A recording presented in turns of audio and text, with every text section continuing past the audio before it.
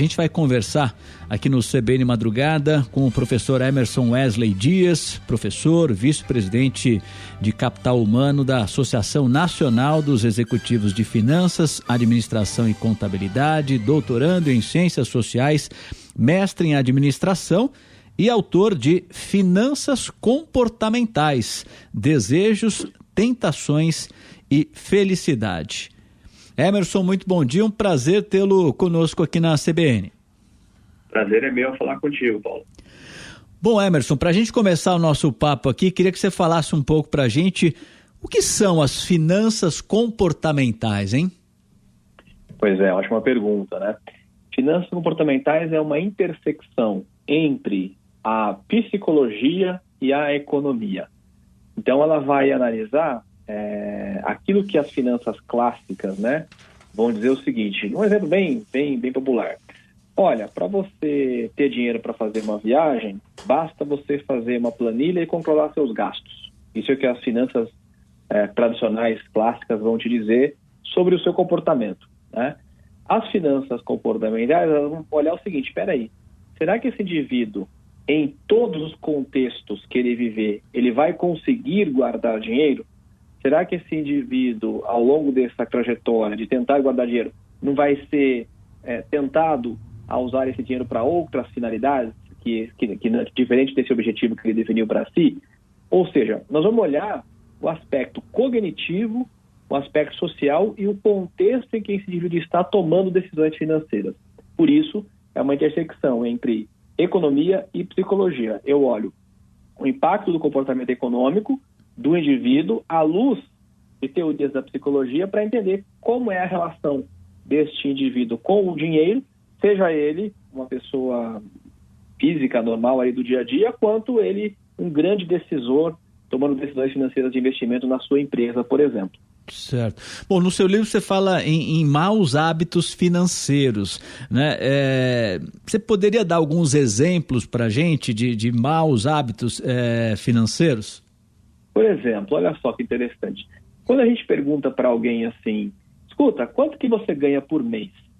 E essa pessoa tende a responder essa pergunta, e mesmo quem não respondeu aqui vai pensar, geralmente ele vai pensar sobre o salário bruto que ele recebe. Ele vai dizer, eu ganho X mil-reais por mês. Mas esse é o valor bruto. Ele esquece de calcular, por exemplo, os descontos que existem, né?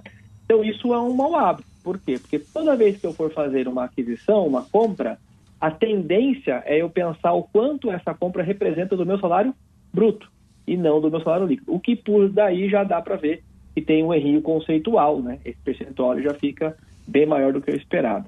Então esse é um tipo de hábito ruim em relação ao dinheiro. Não saber, por exemplo, muitas vezes quanto ganha. O outro, que é até pior, né? É não saber o quanto gasta. Por quê? A gente faz muitas contas mentais, né? Então, se eu perguntar assim para as pessoas agora, quanto é o seu custo mensal de vida? Aí a pessoa vai começar a pensar, eu pago X de condomínio ou X de aluguel, aí eu tenho lá um gasto mensal que eu vou na academia. Ele vai lembrar de 4, 5 coisas principais e vai dizer, meu gasto mensal é tanto. Essa conta mental geralmente não fecha, porque no dia a dia a gente acaba gastando muito mais coisas num cafezinho, numa conversa com um amigo, vai à feira para comprar banana e traz banana, maçã, laranja, vai no supermercado com fome e acaba trazendo produtos que nem precisava. Ou seja, no dia a dia, o nosso gasto é diferente do que aquilo que a nossa mente nos traz à memória quando requerido para falar sobre dinheiro. Então, maus hábitos são isso, né? São esses comportamentos que a gente tem de não saber muito sobre o nosso ganho e sobre o nosso custo no dia a dia. Isso apenas 2 exemplos, né? Certo. O Emerson, em que medida as pressões da sociedade, e a gente vive numa sociedade com redes sociais em que as pessoas costumam postar normalmente, né, o momento feliz, né, das viagens, do que comprou, tal, em que medida, né, essa avalanche de felicidade que vem dos outros, muitas vezes por conta, né, de ter comprado alguma coisa ou de uma viagem, em que medida isso influencia os gastos hoje em dia dessa nossa sociedade, hein? Influencia muito, né, Paulo? Veja, por exemplo, tem uma citação que é o seguinte, né? O jovem, na Idade Média, o jovem de uma tribo, por exemplo, ele era feliz simplesmente por ser jovem, porque ele sendo jovem, ele já era a pessoa mais bonita, mais disposta, mais admirada daquela comunidade em que ele vivia, só por ser jovem. O jovem de hoje já não é assim, né? Porque ele se compara com o mundo todo. Então sempre tem alguém mais bonito, mais jovem, mais gracioso, que chama mais atenção do que ele. Então, as redes sociais, elas são um elemento cognitivo que nos influencia e tem o elemento da comparação, sim, né? A comparação social. Veja, por exemplo, é muito comum, às vezes você vai a um restaurante e tem 2 restaurantes, um do lado do outro. Um não tem tanta gente, o outro está cheio e tem fila de espera. Seria mais lógico se as pessoas que estejam na fila de espera fossem para o restaurante que está mais vazio do que aquele que tem a fila de espera. Mas as pessoas não fazem isso. Por quê? Porque elas querem ir onde as pessoas estão. Ou seja, o nosso comportamento também é induzido pela sociedade em que a gente vive, né? Nós somos ainda bastante influenciados pelo efeito manada, por exemplo. Você vê isso na Bolsa de Valores, né? Quando alguém fala que vai vender uma ação e há uma enxurrada de pessoas também vendendo. Quando alguém fala que vai comprar, existe uma outra enxurrada. Quando uma pessoa famosa posta numa rede social um produto, esse produto vende mais. Ou seja, essa exposição também aumenta a nossa conexão, né, social com as pessoas, e aí todos esses elementos aparecem. Comparação, né, o sentido de buscar felicidade, querer ser igual ao outro, tudo isso a gente está mais sujeito hoje com as redes sociais, e sem dúvida nenhuma que elas nos impulsionam e nos forçam, né, muitas vezes, a gastar mais dinheiro. Até porque a gente também tem aquele sentimento, né, Paulo, de pensar assim, poxa vida, todo mundo fez essa viagem, menos eu. Né? Poxa vida, todo mundo foi àquele restaurante, menos eu. Então, esse sentimento de estar sozinho, o ser humano não gosta, porque alguma coisa que é importante para a gente é o pertencimento. A gente quer ser quer ser único, mas ao mesmo tempo a gente quer pertencer a alguma coisa, a gente quer se classificar numa categoria social, né? As pessoas que torcem para o meu time, as pessoas que moram no meu bairro, as pessoas que estudaram no mesmo lugar que eu, as pessoas que nasceram na mesma cidade que eu, ou seja, a gente tem esse sentimento de querer fazer parte. E as redes sociais nos oferecem isso, né? Fazer parte de alguma coisa, adquirir um produto que alguém está usando, estar exposto o tempo todo a produtos que muitas vezes a gente nem teria condição de saber que existe se não fossem as redes sociais nos oferecerem. Então a gente está, sim, muito sujeito a esse comportamento coletivo impulsionado pelo efeito das redes sociais. Imagino que é mais complicado ainda para quem tem filhos, né? Crianças, adolescentes que estão lá observando tudo que os coleguinhas da escola estão ganhando, as viagens e coisa e tal. E aí eu pergunto para você, né, como lidar com essas questões, né? Essa pressão que vem, né, de dentro de casa. Eu já li diversas reportagens, já conversei com pessoas que a gente percebe que acaba gastando mais do que tem porque não consegue dizer não para o filho, para a filha, não coloca as coisas claramente dentro de casa, né? Como mudar essa situação e conseguir expor, né, para a família ali qual é a real situação financeira para evitar esse tipo de problema, hein, Emerson?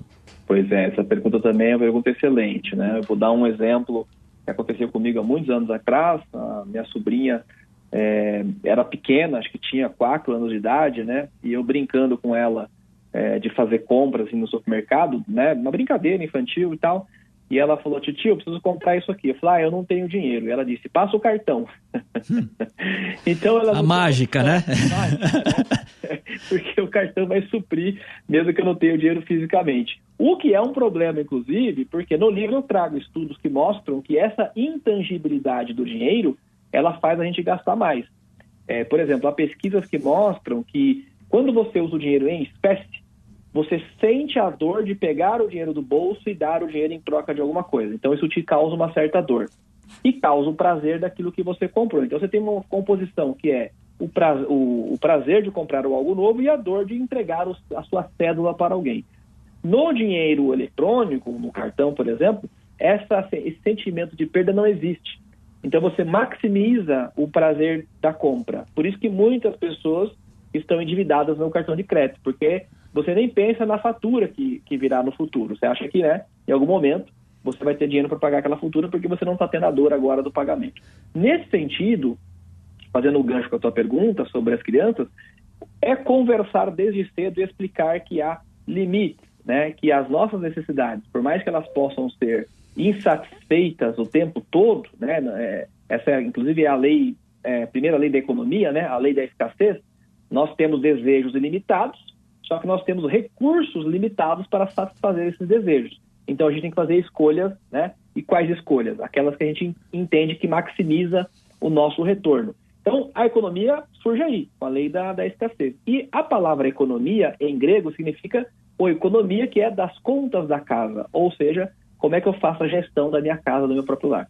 E para fazer essa gestão, eu preciso educar as crianças desde cedo a entender que sim, né? Nós temos desejos, mas nem todos os desejos a gente consegue satisfazer. Por quê? Faz parte da vida e principalmente da vida material, onde nós não temos os recursos ilimitados, né?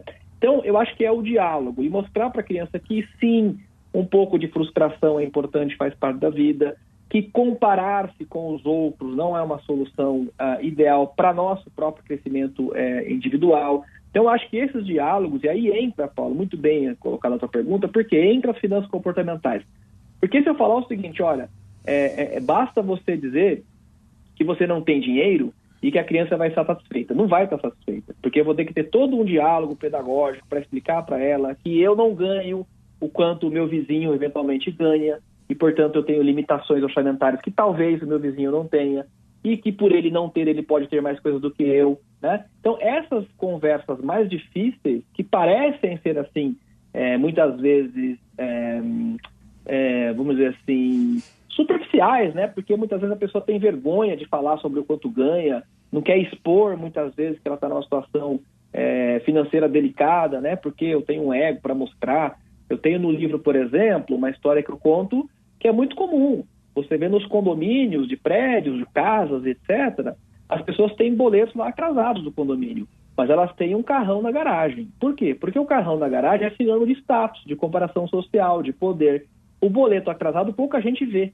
Então, há um elemento aí também, né, da vergonha que a pessoa sente, do ego ferido, e tudo isso não é computado pelas finanças clássicas. A gente vai pegar esses elementos quando a gente junta finanças com economia e finanças com psicologia, porque a gente vai pegar os elementos da mente da pessoa, né, as questões sentimentais, afetivas, que estão relacionadas com as suas decisões financeiras e com a sua situação financeira daquele momento. Então, eu acho que desde muito cedo você conseguir explicar para a criança que há sim limites, né, que eu ganho X e, portanto, só posso gastar tanto porque parte do meu orçamento, inclusive, faz com que a gente consiga comer e beber todos os dias, né, pagar o aluguel, etc. Eu acho que o quanto você puder trazer realidade para as crianças, eu acho que isso ajuda na criação dos adultos. Porque muitas vezes as pessoas dizem, os jovens de hoje estão muito intolerantes às frustrações. Talvez porque os pais não colocaram os devidos limites no começo, né? Sim. Porque numa fase de achar que porque o meu pai não me deu e eu te dou tudo, você tem que agora estar satisfeito porque eu te dou tudo, talvez eu não estou educando da melhor maneira, porque eu estou deixando a pessoa achar que a vida não tem limites, né? E o próprio Freud dizia isso, né? Ter frustrações faz parte do amadurecimento. Sim, claro. Então, a gente precisa lidar com isso desde muito cedo. Claro. A gente está conversando aqui no CBN Madrugada com Emerson Wesley Dias, autor de Finanças Comportamentais, Desejos, Tentações e Felicidade. Você falou aí do carrão na garagem, símbolo de status, Emerson. Queria dividir contigo uma reflexão que eu fiz recentemente até aqui no CBN Madrugada. A gente estava falando sobre esse assunto, o preço dos carros no Brasil, que é uma coisa absurda, né? O que subiu nos últimos 3, 4 anos, e como o preço dos carros aqui no Brasil é muito mais alto em relação a outros países, né? Às vezes o Brasil exporta carro para outro país e o carro lá do outro país está mais barato do que aqui no Brasil. E eu já li bastante sobre isso, né? Muitas pesquisas que mostram, né, que o carro é caro aqui no Brasil. Tudo bem, tem lá a carga tributária, tem custo Brasil, tem um monte de elementos, mas um aspecto importante também é caro porque o brasileiro paga, né? Porque o brasileiro ainda tem essa história de o carro ali como símbolo de status, muito mais do que em outros países. Mas a reflexão que eu fazia, Emerson, é que parece que isso está mudando muito, né? Se a gente olhar para as novas gerações, né? A garotada aí está muito menos preocupada em tirar uma carteira de motorista hoje do que na década de 80, quando eu fiz, né, 18 anos, né? O pessoal está andando muito mais aí de Uber, de táxi, de bicicleta, de patinete. O transporte público ganhou também um apelo ambiental que não tinha no passado. Então eu queria que você falasse um pouco sobre isso, como essa questão do status, né, vai mudando ao longo do tempo, né? Vai mudando, muito bem trazido, a questão geracional, as questões, né, que vão fazendo com que as pessoas foquem em outras coisas, né, vão querer a investir o seu recurso em outras possibilidades. Por exemplo, viagens. Muitas vezes a pessoa fala, não quero ter um carro porque eu quero usar esse dinheiro para viagens e fazer outras coisas e tal. Vai mudando, sim, as prioridades, né? Mas uma coisa também que a gente não pode perder de vista é porque novos produtos e novas necessidades vão sendo criadas o tempo todo também, né? Se você pensar, por exemplo, há 100 anos atrás, as contas que se fazem mais ou menos assim, 40% do seu gasto era entretenimento e 60% do teu gasto era sobrevivência, né? Comida, roupa, essas coisas todas. Hoje, quando você muitas vezes olha o orçamento de alguém, essa proporção mudou, porque o alimento barateou, né? Tem, né, outras possibilidades, mas o gasto de entretenimento ele subiu, porque, por exemplo, há 30 anos atrás ninguém pagava conta de internet, né? Ninguém tinha smartphone. Então, vão surgindo novos produtos que vão substituindo. Então, eu acredito, por exemplo, que a indústria automobilística, ela não vai morrer. Ela vai continuar, talvez, se adaptando de alguma outra forma, carro aéreo, né, que voa, sei lá, qualquer coisa assim, mas ela não vai morrer. E mesmo se ela morrer, certamente outras necessidades surgirão, e aí é a mesma coisa. Onde é que eu aloco, né, os meus recursos? Talvez eu, enquanto jovem, não queira ter um carro como status, mas talvez eu queira postar nas redes sociais todas as viagens que eu fiz. E essas viagens vão ter um custo também, né, muitas vezes muito grande. Então, acho que muda-se os símbolos. Eu posso, ora, numa geração, dar mais valor para o carro, ora, numa outra geração, dar mais valor para as experiências. Mas o gasto em si ele vai acontecer. Então, acho que esse é um elemento importante que envolve, né, muito do autoconhecimento, que envolve muito das minhas perspectivas sobre o meu próprio futuro, né, dos meus objetivos pessoais, enfim, porque é saber quem controla quem, né? Como aquela música do Frejá, que diz, né, desejo que você ganhe dinheiro, pois é preciso viver também. Mas que você diga a ele pelo menos uma vez quem é dono de quem, né? Claro. Então, eu acho que nesse sentido, eu acho que a gente tem que ter muito cuidado, porque ofertas para gastar dinheiro nunca faltarão, porque a indústria sabe disso, o comércio sabe disso, o serviço sabe disso. Então, quando uma coisa começa a perder símbolo, né, começa a perder status e, portanto, ninguém paga mais, vai surgir outra certamente para suprir isso. E aí eu, né, enquanto indivíduo, preciso avaliar muito bem aonde é que eu estou alocando os meus recursos, né? Certo. Eu não sei se você trata desse aspecto no seu livro, mas a questão da pandemia, em que medida a pandemia mudou os comportamentos das pessoas em relação ao dinheiro. E eu pergunto, até por uma questão pessoal, já falei até isso aqui no ar, né? Eu fui muito impactado pela pandemia, pela perda de amigos, muitos conhecidos, familiares. Então esse sentimento maior da finitude da vida realmente mexeu bastante comigo. E um dos aspectos que eu tenho certeza que mudou foi justamente a questão do dinheiro, né? Não é que eu virei um perdular e estou gastando que nem o louco, não, mas eu estou gastando mais do que eu gastava antes da pandemia, né? Às vezes coisas que a gente estava adiando, assim, já decisões, assim, eu já decidi que todas as férias eu vou viajar, não tem jeito, já passei algumas férias que eu não viajei, até por, sei lá, você acaba não planejando e tal, mas a pandemia me trouxe uma realidade diferente, né? E eu queria saber se há levantamentos, há pesquisas, né? Se você de alguma forma tem, né, esses dados aí, de que forma a pandemia possa ter mudado realmente a forma como as pessoas lidam com as finanças, hein, Emerson? Bacana, excelente pergunta também. No livro eu abordo a pandemia no sentido de fraudes financeiras que aumentaram muito. Muitos golpes, né? Porque as pessoas estando mais em casa, mais conectadas, então isso aí deu um arsenal de possibilidades de criação de novos golpes. Então, nesse aspecto eu trabalho. Mas do aspecto de mudança do comportamento do gasto por conta da pandemia, eu não trouxe isso no livro. Mas acredito que sim, né? Você está trazendo aí um relato interessante de você, né? Vou valorizar agora esse período de férias e eu quero sim viajar. Eu acredito sim, porque eu também, inclusive, eu estou falando aqui, eu estou lembrando, né? Eu dei uma entrevista para um canal de TV e eles estavam perguntando como é que tinha sido o retorno da pandemia, né? E eu disse o seguinte, olha, eu acho que eu preciso comprar roupa, porque nesse período de pandemia, né, assim, eu não aguento mais usar as mesmas roupas que eu usava o tempo todo dentro de casa e tal, porque não fazia reuniões presenciais, então não usava, só usava bermuda, né, e tal. Então acho que eu preciso dar uma olhada aí, porque minhas roupas devem estar ultrapassadas, né, em relação ao que as pessoas estão usando no dia a dia. Então eu acredito que sim, mudou a perspectiva do gasto, o tipo de gasto também. Você vê que na pandemia, eu me lembro de um dado interessante, que tinha aumentado muito venda de moletons, por exemplo, né?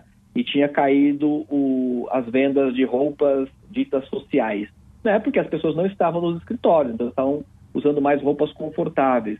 Eu vi também um dado sobre queda de maquiagem, né? Produtos de maquiagem, porque no começo da pandemia as mulheres também fora do escritório estavam usando muito pouca maquiagem. Construção civil foi uma coisa que teve um boom, né, na pandemia, porque as pessoas em casa começaram a reparar e perceber coisas que precisavam fazer em casa, e reformas, etc. Cadeiras de escritório foi um item que também eu lembro de ter visto estatística, né, de vendas, que aumentou muito.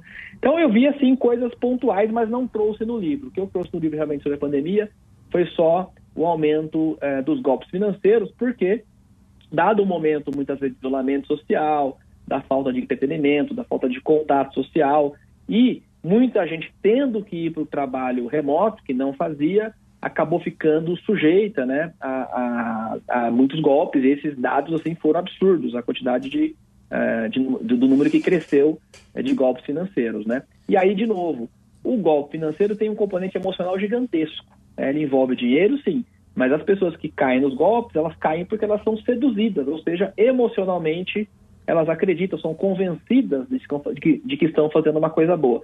Isso se dá com muita boa conversa dos golpistas, né? Com suposições erradas e correlações que as pessoas acabam acreditando. Ou seja, há um componente emocional muito grande nas vítimas de golpes, né? Há muito do aspecto emocional envolvido aí. Sim.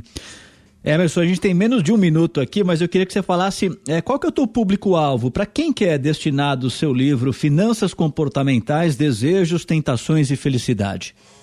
É um livro destinado ao público de uma forma geral. Eu fiz questão de colocar muita sustentação em artigos acadêmicos para ele ter uma robusta, né, bibliografia e que as pessoas possam usar isso sem medo, né, de estar comprando gato por lebre, ou acreditando numa historinha que eu estou contando. Não, eu fiz questão de fundamentar tudo o que eu trago aqui com estudos. Então é um livro para as pessoas, aí, um público alfabetizado, que queira entender um pouco mais sobre as suas decisões financeiras.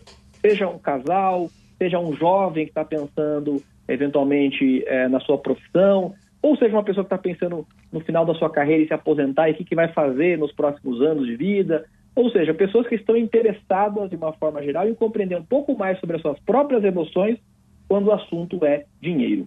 Muito bem. Emerson Wesley Dias, vice-presidente de Capital Humano da Associação Nacional dos Executivos de Finanças. Mais uma vez, meu caro Emerson, um prazer falar contigo aqui na CBN. Um bom dia e até uma próxima. Até uma próxima, Galvão.